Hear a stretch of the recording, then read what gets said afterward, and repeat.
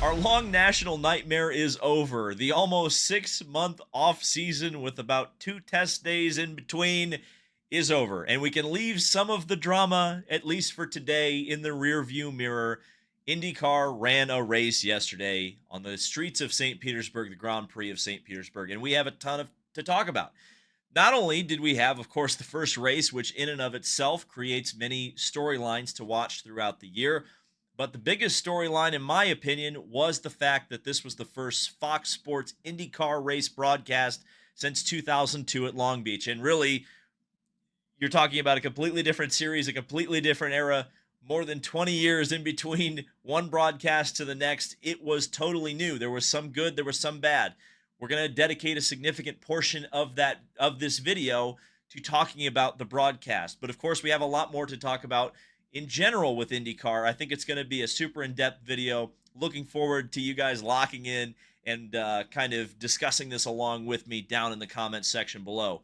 So let's talk about Fox first, because I feel like this was the biggest storyline going into the IndyCar season, which is good or kind of sad depending on which way you look at it, because it's weird that the TV provider in some ways overshadowed everything else in the series going into this season. But it is a huge talking point. We talk about the Super Bowl ads. We talk about the huge amount of promotion that Fox has done for IndyCar, more than we've seen from the previous providers of television coverage to IndyCar. So it's a big deal. There's no doubt about it. And I would describe in one word the Fox broadcast. I would describe it as inoffensive. Now, was I over the moon with the coverage? No. I didn't think it was super innovative. I didn't think there was a ton of new stuff. They didn't break a lot of new ground. There's no doubt about it. But they got a lot of the fundamentals right. And I feel like the first broadcast is a great baseline to grow from. Now, that being said, in some respects, it was a massive step up from NBC's previous coverage of IndyCar. And in some respects, it was a regression from NBC's coverage of IndyCar. But I think the things that were regression from NBC can be corrected relatively soon. And as a whole, I think eventually you're going to go from inoffensive to a solid improvement, which I think we all want to see.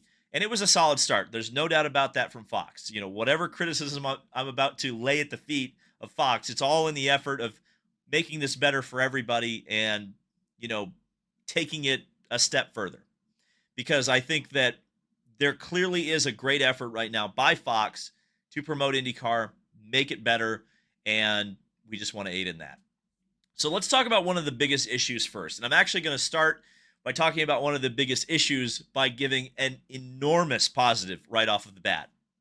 Because one of the things that I've always complained about in modern racing coverage is there is not an opportunity to go through in detail the starting grid of the race. And one of the things that Fox did that made me very confident right away in their handling of IndyCar is that they did an kind of, NFL on NBC style starting grid with the drivers introducing themselves and telling you where they are from. I kind of wish they had done at least one driver had maybe gone off the reservation a little bit and said, something to the effect of one of those, meme-worthy, wild, wacky things that you see on the NBC NFL broadcast. But it was solid. We went through the entire field.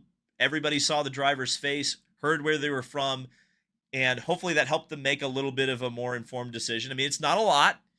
And I think a lot of people, and obviously a lot of race broadcasts, think that that's a small thing because not many of them do it. But I think it's a small thing that has a very large impact. There's one criticism that I would have, and it's something that can be easily fixed. Show the cars. IndyCar teams, and particularly the biggest team in the sport, Team Penske, changes their livery virtually every race.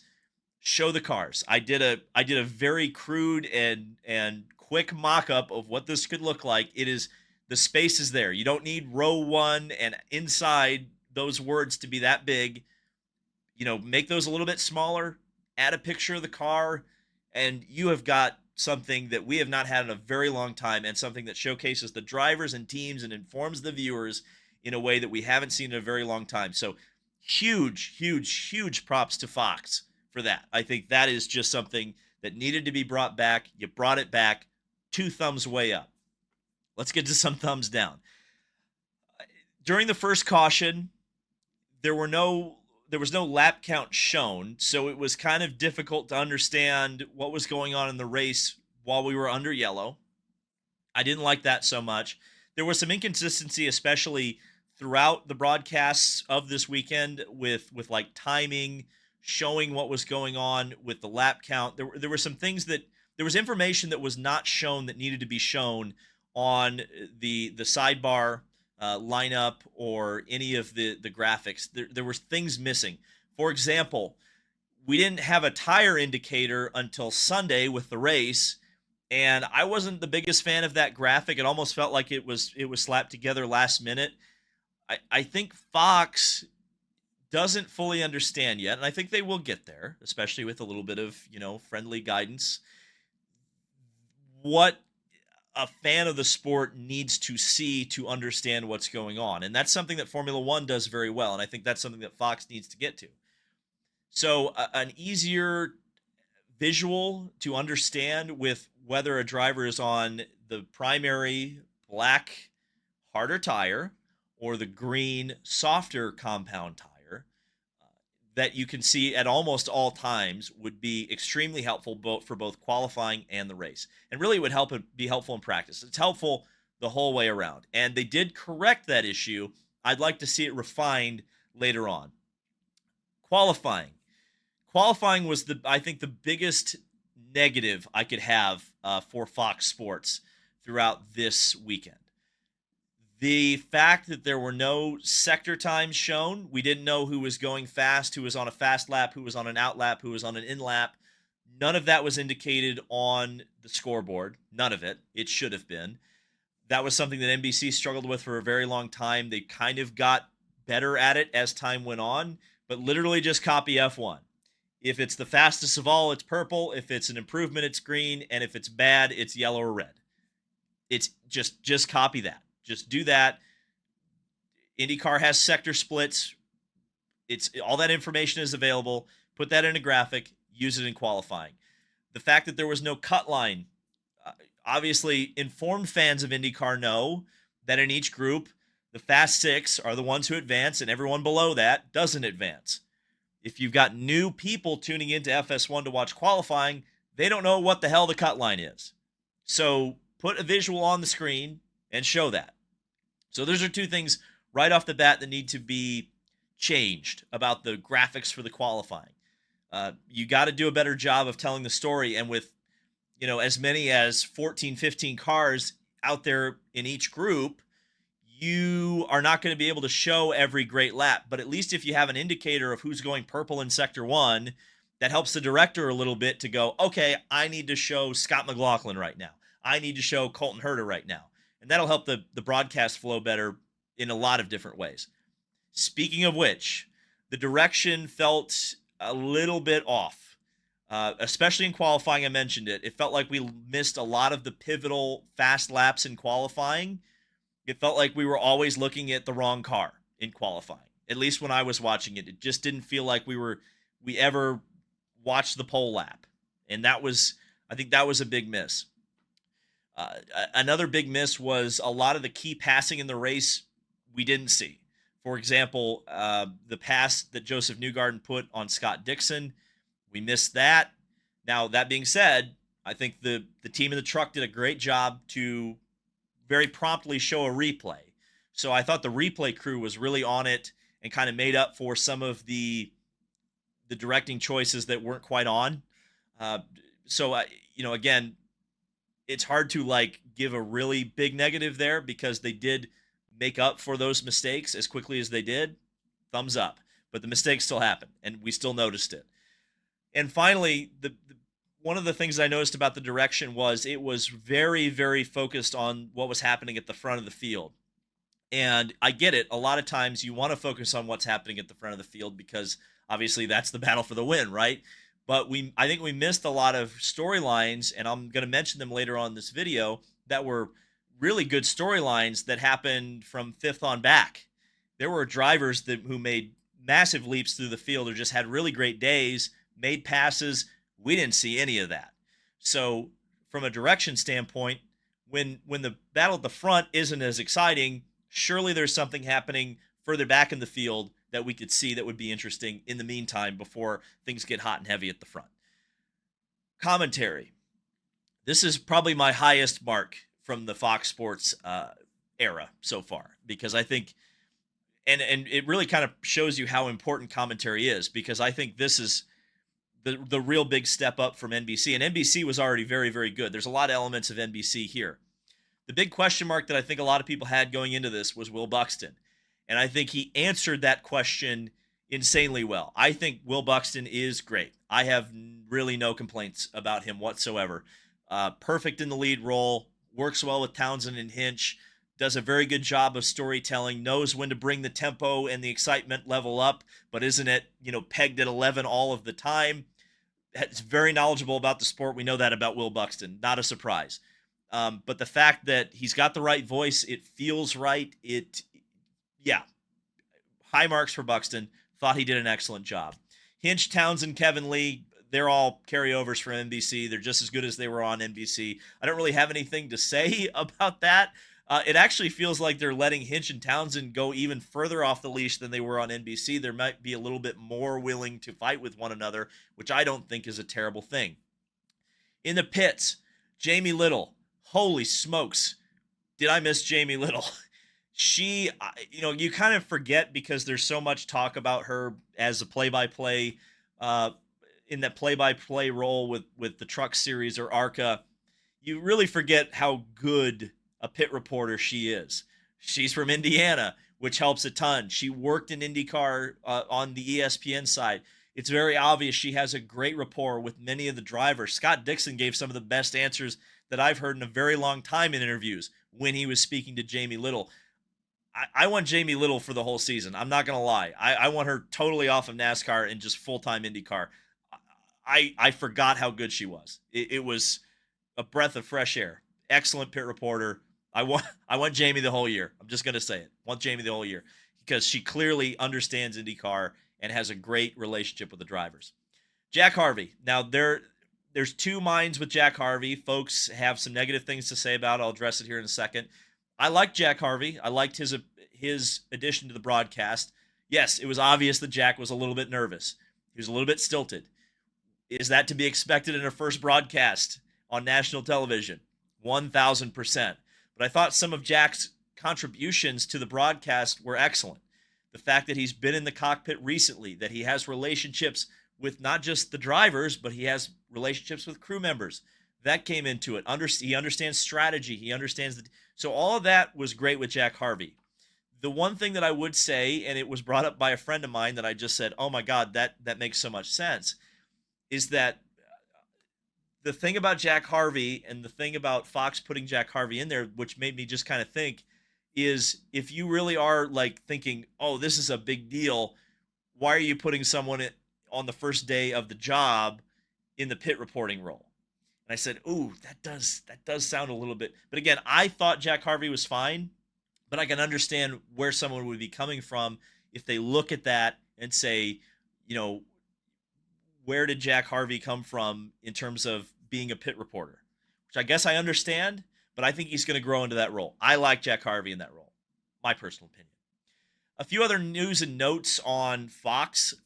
Speaking of Jack, he did a grid walk, and I thought, great idea. Something obviously stolen from Formula One, but that doesn't matter. Robin Miller and Dan Weldon and a few others did grid walks throughout the years, so that I'm okay with. The issue I did have with it was a little too scripted. It was pretty obvious that you go from this celebrity to this celebrity to this celebrity, and it wasn't so much a grid walk. It was more of a, who does Fox want to promote? Which, the point of the thing that makes the Martin Brundle grid walk so good is the fact that they are non-scripted. Anything can happen.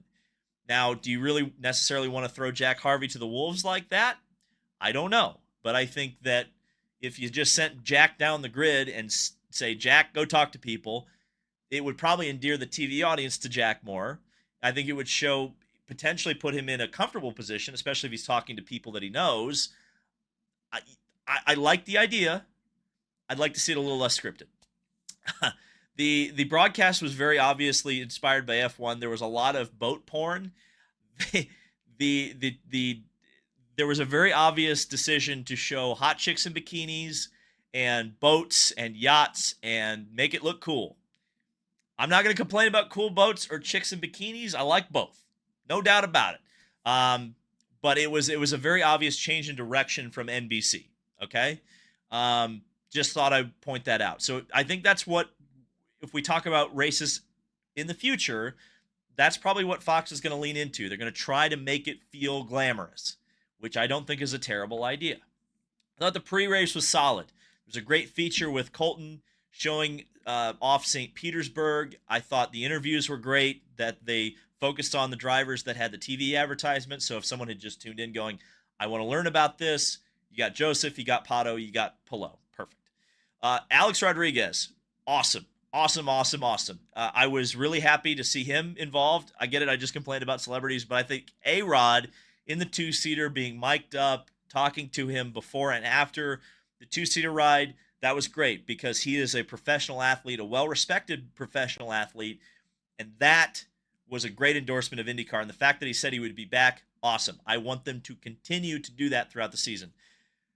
I thought it was interesting that Fox virtually ignored the hybrid. The only time it was brought up was by Honda company man James Hinchcliffe. So it seems like whether that's a Fox decision or an IndyCar decision, but it would certainly tie into some of the things that Doug Bowles mentioned on the Speed Street podcast a couple of days ago. Is IndyCar moving away from talking about the hybrid? Is there already a pivot going with that? The hybrid talk, very, very minimal. And now, as of 3 p.m. today, as I'm uploading this video, the entire race is available free on YouTube. Great. That's awesome. I mean, I get that everybody wants to pay extra money for a streaming service, but the fact that the race is now just on demand on YouTube, you can watch it whenever you want. You can skip between the parts very easily. It's not like I'm going to just say it, the Peacock app sucked. And maybe you guys paid for some super ultra premium version of Peacock. I thought Peacock sucked. So the fact that the races are just on YouTube and I can just watch them at my own convenience, and I can pay for YouTube Premium and just not have any ads on it, that's all I need. I'll be honest. Let's talk about the race. So, lots to talk about with the race. Scott McLaughlin, who is my pick for the championship, and I picked him to win at St. Pete. It looked like he was going to for a little while, was dominant at times. And I think Scott McLaughlin's going to have a great year. Ultimately, it was strategy that really cost him this race after starting on the pole position, looking absolutely dominant at the beginning of the race. Not much else to say about Scott other than I think we're going to be hearing a lot more from him throughout this season. Will Power had a no good, very, very bad weekend. Hey, you want to talk about hybrids? Well, Will Power had 2 hybrid failures this weekend. He seemed to be the only driver with a particular problem with the hybrids, but having 2 in one weekend, that's no bueno. And then, of course, speaking of no bueno, we got to the first lap and Will Power ass-packed Nolan Siegel. Siegel crashed, as well as rookie Louis Foster. I thought it was very disappointing for Nolan Siegel because I think he had a very excellent weekend that's going to go under the radar, especially since he got crashed on the first lap. But I think Nolan came into the season well prepared and is pretty clearly showing, at least early on, that he is deserving of that number 6 ride at Arrow McLaren. Louis Foster, very disappointed that he didn't get to show what he had. I think he's going to surprise people in that 45 car for Ray Hall. The tires were a big discussion throughout this race, the greens versus the blacks. I think Firestone, whether intentionally or unintentionally, took a pretty big swing on the tires, I think it might have been a little bit too far. Because if we didn't have that yellow at the beginning, maybe this tire strategy would have been a little bit more interesting. But really, it was just a race to get off of that green stint. And definitely the drivers who took the green stint later in the race suffered in comparison to the drivers who started on the greens, got the yellow early, went to the primary tire, and never looked back.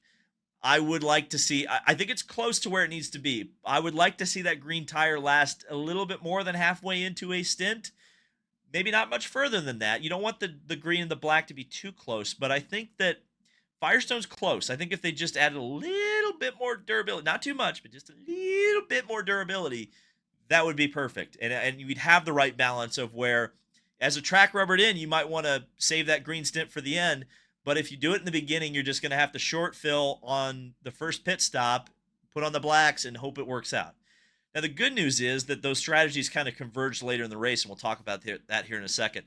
Colton Herta had a great race that we're not going to talk about because he had some issues in the pits. Bad tire change on the first pit stop, and then they didn't get all the fuel in the car.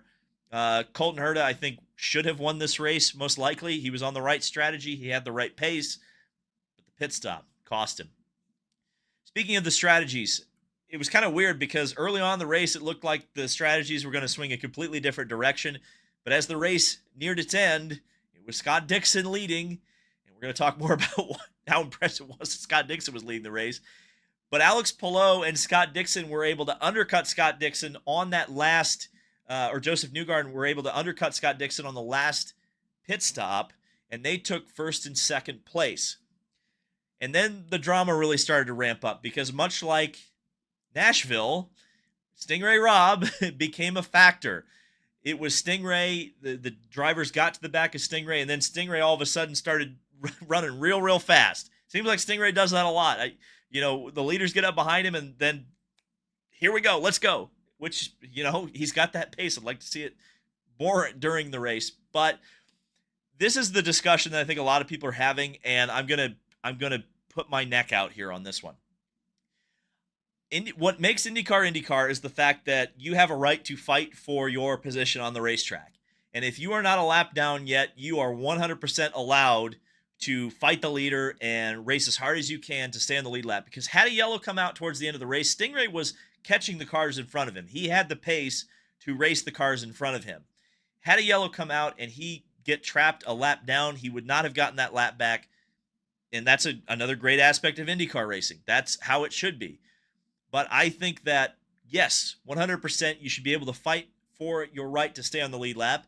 And in doing so, it made the race a little bit more compelling and exciting because we didn't know. If he had just pulled over for Alex Palou the minute he got the blue flag, there's no question of the result. Alex Palou wins that. But because it took a little while to get around Stingray, the question of the result was in, and that was entertaining. The fact that, is Joseph going to catch him? Are Joseph and Palou going to get into each other? And is Scott Dixon going to win this race? That was the compelling and exciting aspect of this. And if you had a really hard and fast blue flag rule, forget about it. The race is going to be boring. So from my perspective, I am totally okay with everything that happened there. Now, Palou managed to get around Stingray, but it was quite a process. And I think, to bring up the hybrids again, this race felt a lot like Mid-Ohio last year. Very, very, very difficult to pass. And it's pretty obvious that the hybrid weight is making a tremendous difference on the road courses. Not so much the ovals, which I guess is nice, and it's good for the Indy 500, good for Milwaukee, good for a lot of those races that are kind of the big ones in terms of entertainment. But these races like St. Pete, you really need a lighter car because with dirty air, more weight, and a less durable tire, it's very, very difficult to overcome the dirty air with a soft tire and a lot of weight.